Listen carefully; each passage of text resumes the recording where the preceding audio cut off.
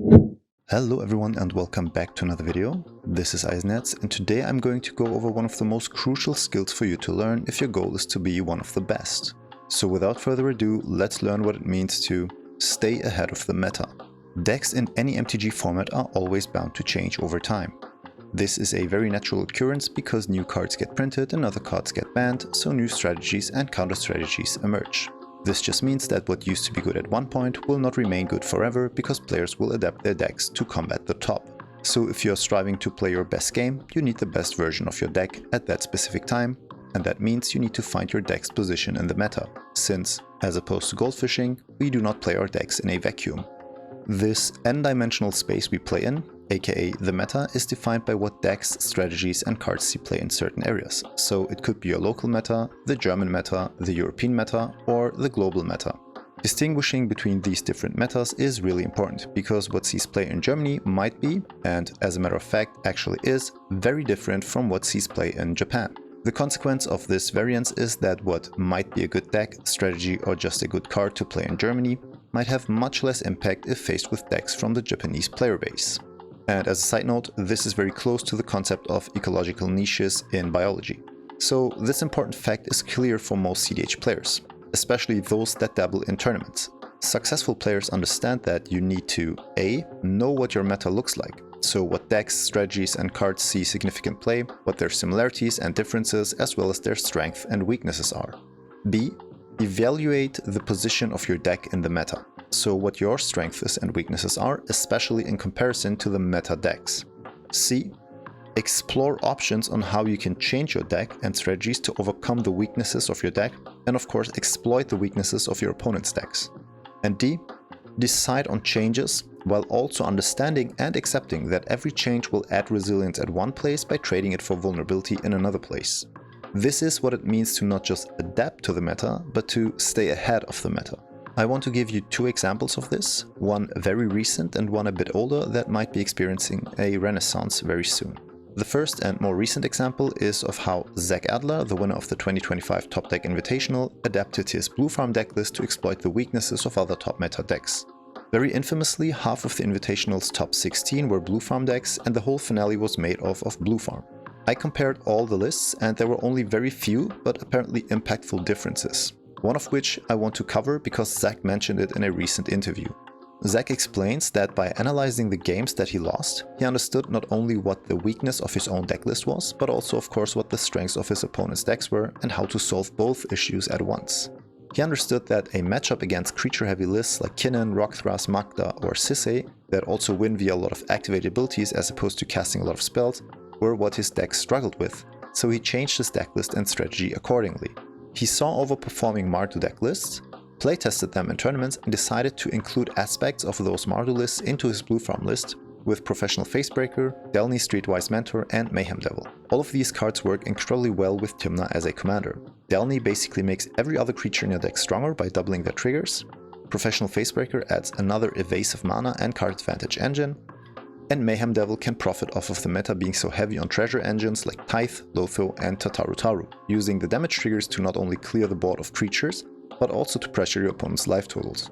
With these changes, Deck was able to keep the creature-heavy decks in check that would give him the biggest struggle in previous tournaments, while also facilitating his own farm game plan and still allowing him to easily pivot into explosive Grixis-style win attempts.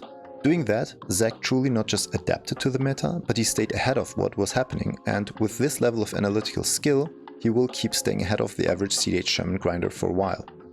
The second example goes back a few months, when RogSi was dominating a lot of tournaments. Players had to find answers to deal with these incredible fast, resilient and repeated win attempts. As playing stacks is basically not an option in timed tournaments, brewers looked at two different options. The first option was to go under even classic RogSi lists, which led to the development of so-called Dark Rock variants. This version of RogSi attempted to be even faster than the regular RogSi list, by cutting down on interaction like Force of Will, Swansong and Force of Negation, in favor of more tutors and payoffs such as Gobbling Welder, Entomb, Bola Citadel, Grinding Station and Grim Tutor. So in order to combat the turbo list, players tried to be even more turbo, which showed some success, but of course left the deck more vulnerable to interaction and hurt the mid-game even more. The second option was to pivot into a mid-range game plan with a Grixis shell. Instead of using the broken synergy of RogRag for even faster win attempts, this new version of RogSi, which was named RogSi, aims to deploy mid-range value engines such as Heuristic Study, The One Ring, Mirror Mate, Fairy Mastermind, and even Consecrated Sphinx. By cutting impactful payoffs like Ad Nauseam, Necropotence, Necrodominance, and Yawgmoth Will for more interaction and more mid-range potential, this version of RogSi has the ability to stop early win attempts and grind value in the mid-game in order to eventually present a win. This of course came at the cost of fast wins, which RogSi is usually known for. So we see both of these RogSi derivatives try to solve an issue, but with different approaches and of course different outcomes. Interestingly, with Heuristic Study as well as other value engines such as Smothering Tithe, Orcish Bowmasters, Mayhem Devil and Professional Facebreaker dominating the mid-game, a new, but also not so new, strategy is being tested by more and more tournament grinders. Mardu Turbo. This variation of Turbo Storm decks is much closer to what Dark Rock used to be with classic combos such as Goblin Welder, Entomb and Bola Citadel, but it has access to powerful silence effects like Silence, Orim's Chant, Grand Abolishur and so on.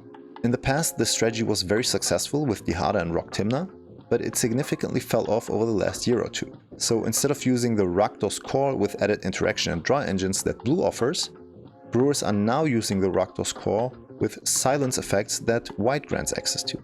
Now these decks might experience a little renaissance because they can present very fast and well protected wins before the board can be cluttered with value engines and even through multiple Heuristic Studies that are already in play. Time and testing will tell if Mardu will replace Grixis as the more successful turbo decks in the current meta. And if they do, you should know that Mardu turbo decks fold to any kind of silence effect. And understanding that, you are now ahead of the meta. So looking back at these examples of not just adapting, but also staying ahead of the meta, these are the most crucial questions you need to ask yourself. A. What does the meta look like? B. How is my deck positioned in the meta? C. How can I exploit my opponent's weaknesses and overcome my own? D. Will this leave me more vulnerable to other strategies? If so, how relevant are they in the current meta? And if they are, how can I combat these without messing up my initial decisions? And E. What might my opponents come up with and how can I deal with it? Always keep in mind that adapting, staying ahead and overcoming the meta is an ongoing process in which every brewer and player is combating all other players at the same time. You can and will never solve all aspects of your deck at once. And there will never be a perfect brew.